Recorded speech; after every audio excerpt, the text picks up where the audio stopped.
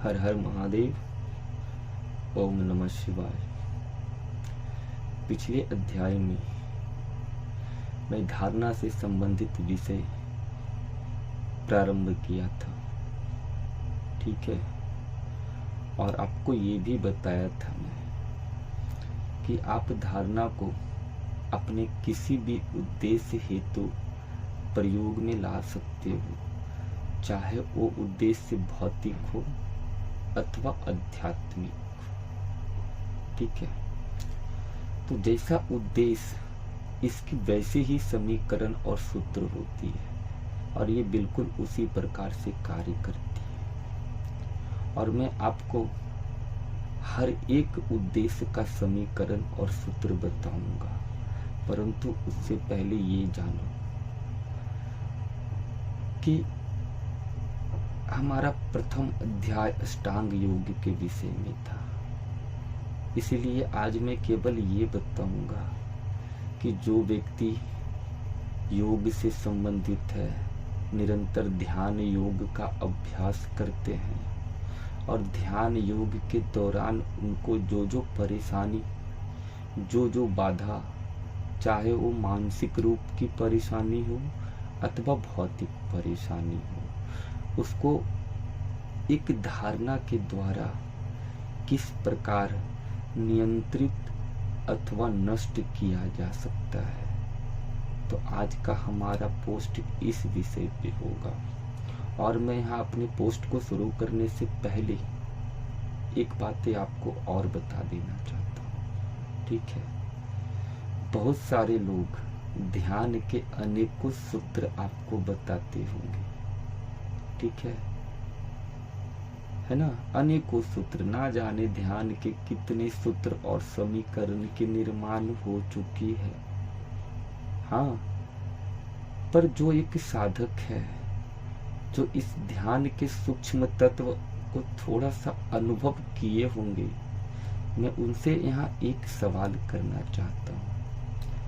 क्या वास्तविक में ध्यान की कोई सूत्र हो सकती है? क्योंकि जितने भी सूत्र है एक क्रिया स्वरूप होती है, और जहाँ क्रिया है वहाँ ध्यान नहीं हो सकती है, और जहाँ ध्यान है वहाँ कभी कोई क्रिया गतिशील रूप में नहीं हो सकती, ठीक है। या फिर आप विज्ञान भैरव तंत्र को ही उठा लो। विज्ञान भैरव तंत्र में जितने भी सूत्र का वर्णन किया गया है, या फिर जितने भी सारे सूत्र प्राय आप लोग ध्यान से संबंधित देखते होंगे या पढ़ते होंगे, ठीक है, वास्तविक में वो सूत्र ध्यान की नहीं होती है, ठीक है। वो सारे सूत्र ध्यान को उपलब्ध होने हेतु है, ध्यान तक की यात्रा पूरी करने हेतु है, ना कि ध्यान के लिए वो सूत्र होती है, ठीक है। तो ये सारे जितने भी सूत्र है, जितने भी समीकरण है, या फिर ध्यान की जितनी भी विधि है और जितनी भी क्रिया है, ये सारे धारणा के अंतर्गत ही आती है, ध्यान के अंतर्गत नहीं। क्योंकि जहाँ ध्यान है वहाँ कुछ नहीं है, और जहाँ ध्यान के साथ कुछ भी है वो पूर्णतः ध्यान नहीं है, ठीक है। तो चलो आज मैं एक वीडियो प्रारंभ करता हूँ। उससे पहले आप इस वीडियो को अच्छे से समझ सको, ठीक है। तो ये जान लो कि हमारे आज के वीडियो या आज के पोस्ट का विषय क्या है। तो ध्यान योग में जितनी भी तरह की परेशानी, बाधा, चाहे वो एकाग्रता से संबंधित हो, चाहे वो मानसिक अथवा चित्त की वृत्तियों से संबंधित हो, अथवा नस नाड़ी से संबंधित हो, अथवा भौतिक कष्ट से संबंधित हो, अथवा आसन से संबंधित हो, उसे हम अपने धारणा के द्वारा किस प्रकार साध सकते हैं, किस प्रकार नियंत्रित कर सकते हैं, और किस प्रकार उस बाधा को दूर कर सकते हैं, इस विषय पे चर्चा करते हैं, ठीक है। तो देखो, सबसे पहले ये जानो ध्यान में आने वाली, ध्यान के दौरान या ध्यान को उपलब्ध होने हेतु आप जिस आसन या जिस विधि अथवा जिस क्रिया का भी प्रयोग कर रहे हो, तो इसमें सूक्ष्म स्तर पे अथवा भौतिक स्तर पे, आंतरिक स्तर पे अथवा बाह्य स्तर पे मुख्य बाधा अथवा परेशानी जो आती है वो क्या है? वो बाधा और परेशानी क्या है? नंबर 1, आसन के दौरान नियमित भौतिक दर्द अथवा मानसिक विचलन का शिकार होना, इससे संबंधित परेशानी को महसूस करना, झेलना। ठीक है। दूसरी परेशानी क्या है कि हम अपने ध्येय को, हम अपनी ध्येय को उस विषय से जोड़ नहीं पाते हैं पूर्णतः, जिसके प्रति हम ध्यान लगाना चाहते हैं। यानी ध्येय और ध्यान, अभी मैं ध्याता की बात नहीं करूंगा, मैं ध्येय और ध्यान ये दोनों की बात करूंगा। ठीक है। तो इन दोनों का योग के बीच की जो बाधा और परेशानी होती है, ये नंबर 2 हो गया। नंबर 3 हो गया, ध्यान के दौरान अकारण असहजता का बोध होना, अकारण अशांति का बोध होना, अकारण विचलित सा महसूस करना, ये तीसरी परेशानी है। चौथी सबसे बड़ी परेशानी जो होती है ध्यान के दौरान, ठीक है, कि हम चाह करके भी अपने उस दबाव को नियंत्रित नहीं कर पाते हैं, जो दबाव नित्य हमें बाहर रूप में बाहर की ओर खींचती है। ठीक है ना। जब भी हम 5 मिनट 10 मिनट के लिए बैठते हैं तो आंतरिक रूप से एक ऐसी दबाव हम अनुभव करते हैं जो निरंतर हमारे चित्त को भौतिक और बाह्य विषय की ओर खींचने की कार्य करती है। ठीक है। तो यहाँ भी एक गुरुत्वाकर्षण बल काम करती है, जिसका एक सूक्ष्म पहलू होता है। ये चीज आप इतना जान गए हो। अब ये जानो कि अगर ध्यान के दौरान आपको भौतिक कष्ट, नाड़ियों में अकड़न, जकड़न सब महसूस होना, निरंतर एक दबाव का महसूस होना जिससे आपका आसन सध नहीं पाता है, तो अपने पिछले के अध्याय में मैंने एक पोस्ट डाला था कि आपको आसन सिद्ध करने हेतु अपने प्रत्याहार पे विशेष ध्यान देनी होगी, है ना। क्योंकि जब व्यक्ति की आहार और विहार अनियंत्रित और अपाचन स्वरूप होता है तो गुदा द्वार पे एक भार या दबाव सा महसूस होने लगता है। गुदा द्वार का अर्थ होता है जिसको आप मूलाधार केंद्र स्वरूप जानते हो, यानी कि हमारे मेरुदंड का सबसे निचला हिस्सा, ठीक है, जो होता है उससे भी 1 अंगुल 2 अंगुल नीचे के जो हिस्से हैं उसको गुदा द्वार के रूप में देख सकते हो। ठीक है। तो वहां पे एक दबाव सा महसूस होना, और ये दबाव क्यों होता है, इसका संबंध सीधा हमारे आहार से होता है। ठीक है। अपाचन क्रिया से होती है। तो यही इसीलिए बोला जाता है कि आसन को साधने हेतु आपको अपने प्रत्याहार पे थोड़ा सा ध्यान देना पड़ेगा, अथवा आपको अपने प्रत्याहार को साधना पड़ेगा। ठीक है। दूसरी चीज जो मुख्य चीजें हैं, मुख्य बिंदु है, वो ये है कि मान करके चलो, इसे समझाने के लिए मैं एक एग्जाम्पल का प्रयोग करता हूँ। ठीक है। आपके हाथ के या पैर की कोई हड्डी टूट गई है, मान लो, सपोज करो कि आपके हाथ या पैर की किसी कोई भी एक हड्डी टूट गया है, डैमेज हो गया है, फ्रैक्चर हो गई है, तो उसको ठीक करने के लिए आप क्या करते हो, उसमें प्लास्टर लगाते हो। हाँ, प्लास्टर लगाते हो ना। इससे क्या होता है, वापिस उस हिस्से को पुनः उसी आकार में लाने हेतु, उससे जोड़ने हेतु हम एक यहाँ क्रिया का प्रयोग किए हैं भौतिक रूप से। चाहे आप शल्य चिकित्सा का प्रयोग किए हो या फिर प्लास्टर का प्रयोग किए हो, जो भी करो, परंतु जब ये चीजें पूर्णतः जुड़ भी जाती है, परंतु फिर भी जब वो प्लास्टर खुलता है तो हमको उस हिस्से पे एक दबाव, एक अकड़न और एक जकड़न सा अनुभव होता है ना। और इसको वापस सामान्य रूप में लाने के लिए हम फिजियोथेरेपिस्ट के पास जाते हैं। वो तमाम अनेकों कसरत बताता है, अनेकों क्रिया बताता है। क्यों? जबकि वास्तविक में उसको सामान्य रूप में लाने के लिए भी हमको एक निश्चित दर्द और निश्चित जकड़न को फेस करना पड़ता है ना। लेकिन ये जकड़न या दर्द कब तक होता है? जब तक वो वापस अपने सामान्य रूप में नहीं आती है।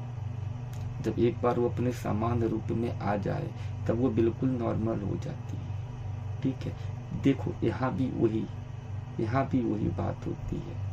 आप आंतरिक रूप से कभी ध्यान में या फिर आसन में बैठो तो आपको ये महसूस होगा, ये अनुभव होगा कि अभी जितनी हमारे आंतरिक रूप से जितनी भी नस नाड़ियां हैं, हाँ, वो हमारे स्वभाव अनुसार असहज हो चुकी है। निरंतर एक अकड़न और जकड़न को उत्तेजना स्वरूप को धारण किए हुए है। और जब कोई भी चीज में उत्तेजना जागती है तो उसकी सबसे प्रथम कार्य क्या होती है? हाँ, उसको असहज कर देती है। तो वैसे ही हम निरंतर असहजता को धारण किए हुए हैं, जिससे हमारी नस नाड़ी असहज हो चुकी है, उत्तेजित हो चुकी है, बिल्कुल एकदम टाइट हो चुकी है। ठीक है, और पुनः जब तक वो अपने सामान्य रूप को प्राप्त नहीं कर लेता तब तक आसन से संबंधित परेशानी आपको हो सकती है। परंतु ये परेशानी तभी तक होगी जब तक अकड़ गई नाड़ियां, जकड़ गई नाड़ियां या फिर उत्तेजित हो चुकी नाड़ियां अपने सामान्य रूप को प्राप्त नहीं हो जाए। ठीक है, तो यहाँ आपको धारणा के द्वारा इस बाधा को कैसे हल करना है मैं आपको समझाता हूँ। ठीक है, मान करके चलो एक रबर को आप बहुत तेजी से खींचे हुए हो। हाँ, तो जितना देर तक आप उसको खींचे हुए हो उतने देर तक वो उसकी असहज अवस्था होती है, अप्राकृतिक अवस्था होती है। परंतु अगर धीरे धीरे धीरे धीरे आप उस रबर को लचीला छोड़ते जाओ तो क्या होगा? इसे धीरे धीरे वो अपने सामान्य रूप में आने लगेगा, है ना।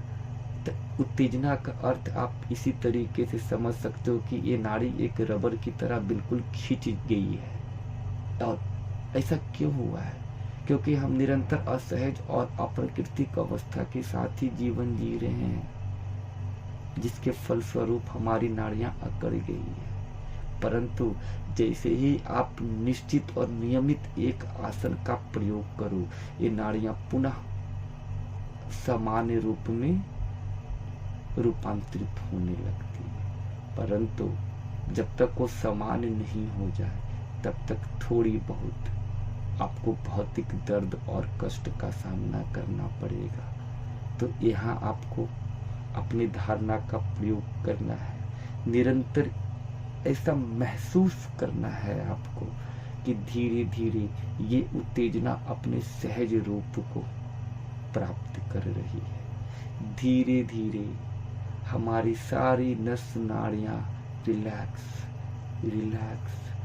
और रिलैक्स सामान्य होती जा रही है। बस निरंतर आपको गहराई से इसी धारणा का अनुभव करना है। ठीक है, अब दूसरी चीज, ठीक है, आप ये जानो, जिसको आप चक्र के रूप में, कुंडलनी चक्र के रूप में जानते हो या फिर बताया जाता है, परंतु इसका एक नाम और है, इसको गांठ स्वरूप भी बोला जाता है। ठीक है, हमारी ऊर्जा जब एक नाड़ी से गति करती है, ऊपर की ओर जाती है, हाँ, तो इसके 3 मुख्य रास्ते तो इसके अनेक हैं।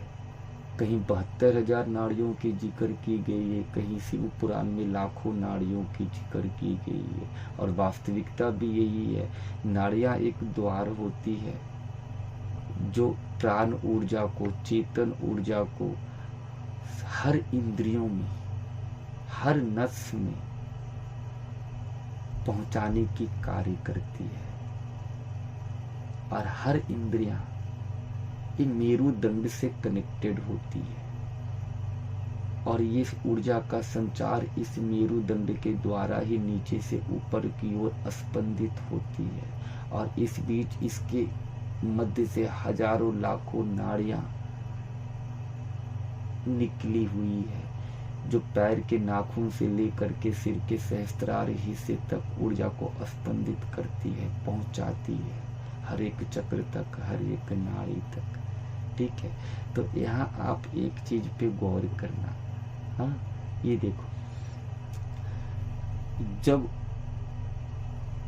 हम हमारी ऊर्जा नीचे से ऊपर की ओर ले जाने के लिए हमको एक क्रिया की आवश्यकता होती है, परंतु जब यही ऊर्जा ऊपर से नीचे की ओर आती है तो इसे किसी क्रिया की आवश्यकता नहीं होती है, ये स्वतः नीचे किसी ऊपर की ओर आ जाती है। परंतु ऊर्जा का स्वरूप क्या है? ये हमेशा गति में रहता है, ये कभी ठहर नहीं सकता है, और इसके वास्तविक और यथार्थ स्वरूप जो होता है ये ऊर्ध्व गति स्वरूप ही होता है, ना कि अधोगति। ठीक है, तो यहाँ पे ये गुरुत्वाबल कार्य करती है। तो यहाँ पे जब हमारी जितनी भी नस नाड़ियाँ हैं उसके बीच में अनेकों केंद्र निर्मित हो चुकी है। ठीक है, अनेकों गांठें जिसको आप ग्रंथि के तौर पे बोल सकते हो, और हमारी ऊर्जा जिस ग्रंथि अथवा जिस गांठ अथवा जिस चक्र पे आकर के रुकी हुई है, तो व्यक्ति का मनोस्वभाव, भौतिक स्वरूप, उसके विचार और उसके भाव उसी से संबंधित होते हैं। तो यहाँ हम अपनी धारणा का प्रयोग किस प्रकार कर सकते हैं? उसको साफ करने हेतु, उसको निष्क्रिय करने हेतु, उसके केंद्र को रूपांतरित करने हेतु, इसके बारे में मैं आपको आगे बताऊंगा। अगर मैं यहाँ आपको बताना शुरू करूँगा तो शायद ये वीडियो बहुत लंबी बनेगी, या तो आप मुझे कमेंट करके बताओ कि क्या मैं एक वीडियो में एक विषय को पूरी तरीके से वर्णित कर दूं। हाँ, ये आप मुझे बताओ तभी मैं करूँगा, ऐसे नहीं, क्योंकि ये एक बहुत बड़ी लंबी विषय है। और सबसे बड़ी बात ये है कि ये भौतिक नहीं, ये आंतरिक विषय है। हाँ, तो आंतरिक विषय को समझाना तो एक बहुत बड़ी जटिल कार्य है, क्योंकि इसको व्यक्ति अपने अनुभव के द्वारा ही ज्ञात करता है। परंतु यहाँ मैं अपने अनुभव के द्वारा अगर मैं आपको कुछ बातें बता रहा हूँ तो ये कितनी पेचीदा है। मैं तो चाहूँगा ना कि आप इसको बेहतर तरीके से समझो, और बेहतर तरीके से तभी समझ सकते हो जब मैं एक विषय को एक पोस्ट में पूरा करूं। परंतु शायद ये घंटों की वीडियो बन जाए, तो ये आप मुझे बताओ कि मैं ऐसा करूं या नहीं करूं। तो ये अष्टांग योग में धारणा का प्रयोग करके इससे संबंधित तमाम बाधाओं, हाँ, तमाम परेशानी को कैसे नियंत्रित अथवा निष्क्रिय किया जा सकता है, इसको मैं चरण दर चरण बताऊंगा। और अगर एक बार में बताना है तो तब तक के लिए मुझे आज्ञा दो। हर हर महादेव। ओम।